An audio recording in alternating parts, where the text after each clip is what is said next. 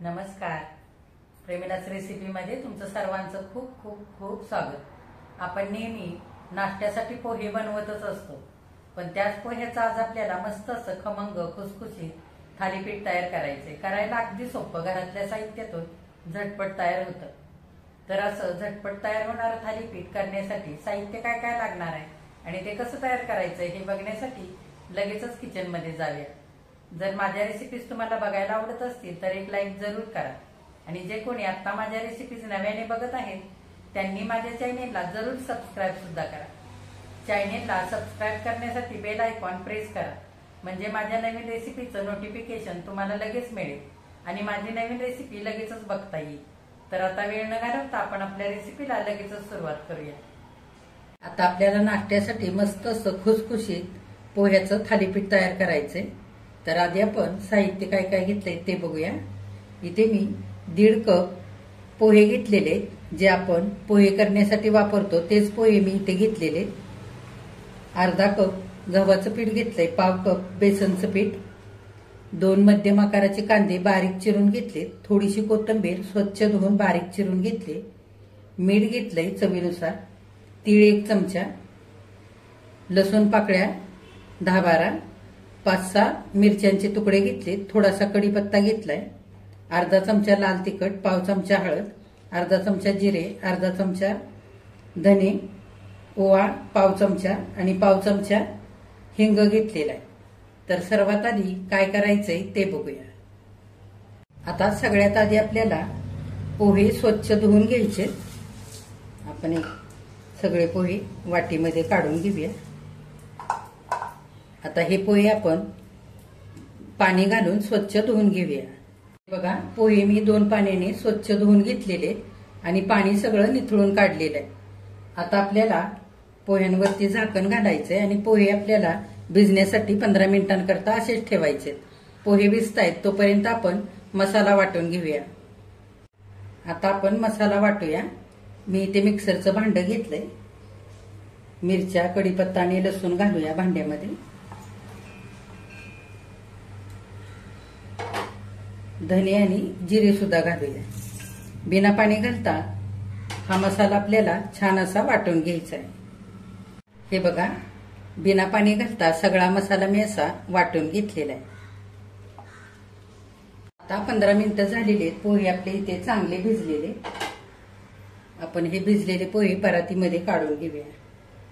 आता आपण हे भिजलेले पोहे हाताने चांगले बारीक असे कुस्करून घेऊया आणि छान असा एकजीव गोळा करून घेऊया.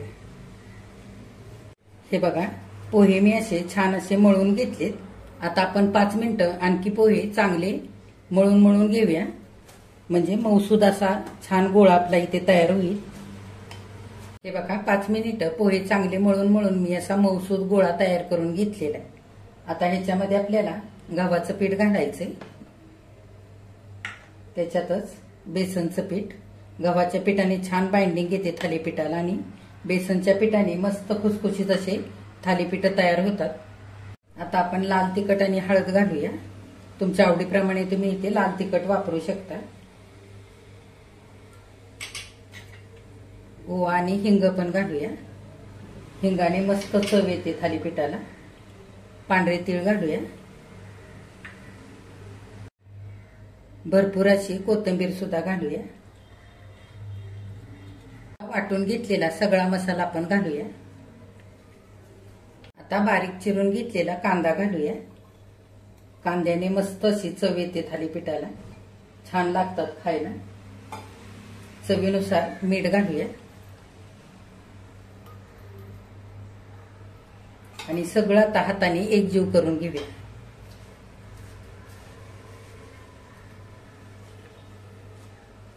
कांदा आणि कोथिंबीरीच्या ओलाव्यामध्ये छान आता हे पीठ आपण मळून घेऊया.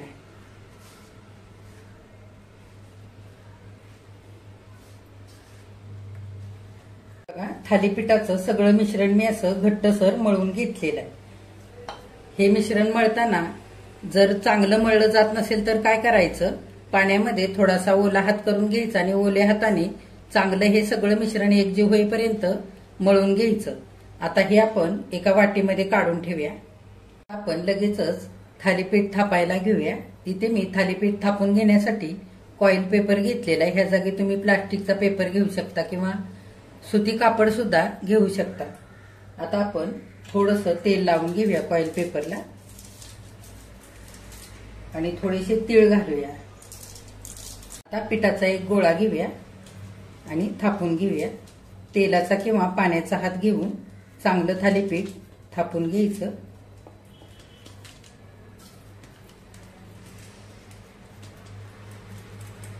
आता आपण वरून थोडेसे तीळ लावूया।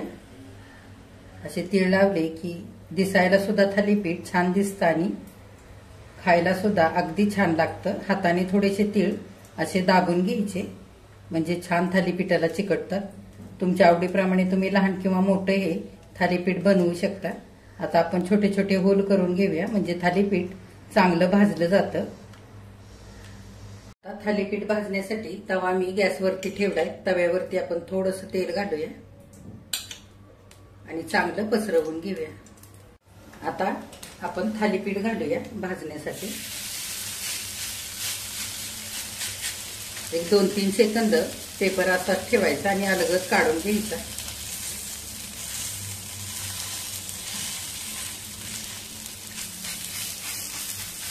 बघा 2-3 सेकंद झालेले। असा अलगद कॉईल पेपर काढून घ्यायचा। हे बघा छान एक साईडने भाजू द्यायचंय थालीपीठ। थालीपीठ चांगलं भाजण्यासाठी आपण थोडंसं तेल घालूया। असं थोडं थोडं तेल घालायचं। साईडनी पण थोडंसं तेल असं घालायचं। आता मिनिटभर छान असं एक साईडनी थालीपीठ भाजलेलं आहे। आपण उलटवून घेऊया। हे बघा दुसऱ्या साईडने सुद्धा छान खरपूस असं थालीपीठ भाजून घ्यायचंय। गॅस मध्यम ठेवायचा आणि मध्यम गॅसवरती छान वरून मस्त कुरकुरीत होईपर्यंत भाजून घ्यायचं। बघा दुसऱ्या साईडने सुद्धा मिनिटभर छान थालीपीठ भाजलेलं आहे। आपण उलटवून घेऊया।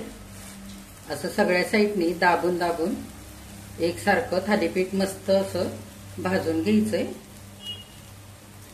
हे बघा 2-3 मिनिटं दोन्ही पण बाजूने सोनेरी रंगावरती छान असं खरपूस भाजून घ्यायचं थालीपीठ म्हणजे चवीला अगदी मस्त लागतं। आता दोन्ही पण बाजूने छान असं थालीपीठ आपलं भाजलेलं आहे। आपण जाळीवरती काढून घेऊया।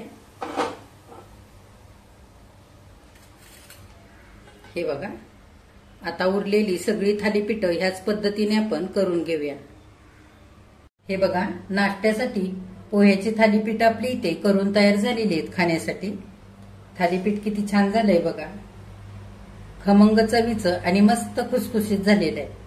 अशी गरम गरम पोह्याची थालीपीठ तुम्ही दह्यासोबत खाऊ शकता, चटणी सोबत खाऊ शकता, लोणच्या सोबत खाऊ शकता। नुसती खायला सुद्धा खूप मस्त लागतात। ही थालीपीठ कमी साहित्यामध्ये अगदी झटपट करून तयार होतात। तर नक्की तुम्ही नाश्त्यासाठी अशी पोह्याची थालीपीठ करून बघा।